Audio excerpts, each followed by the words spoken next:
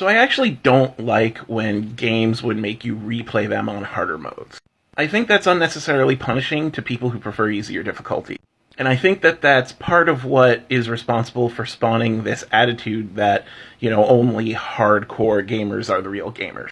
And I think in fighting games, at least, it didn't mean much, because back in the day, beating an AI on hard really only meant that you knew how to exploit the AI. It didn't necessarily mean that you were good in a real-life match. Now, see, I think a better way to implement this would be to make this sort of an active training or tutorial mode. Like, let's say that you just start the game, and the game teaches you how to press buttons to attack and move and block.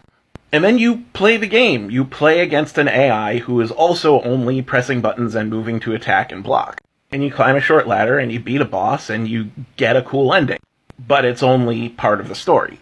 Then you go back in and now it teaches you some more. Now it teaches you how to do specials and supers and maybe air dash and stuff like that. And now your opponent's doing that too. And your opponent will block better and only get hit by some of these new techniques, such as specials or supers. And then you play through the game, and you get another ending, and it reveals more about the story.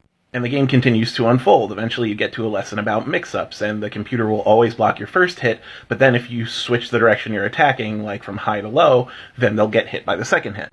Or cross-ups, in that there will be a bit of a delay time before they switch the direction they're blocking. Or combos, come up with a reason for why the computer doesn't take damage unless you do a certain number of hits.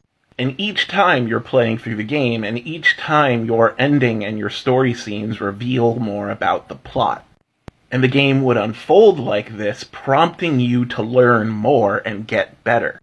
In fact, I think that that's where the story should be tied to, the tutorial mode. And we should just have much bigger, much longer, and much more in-depth tutorial modes.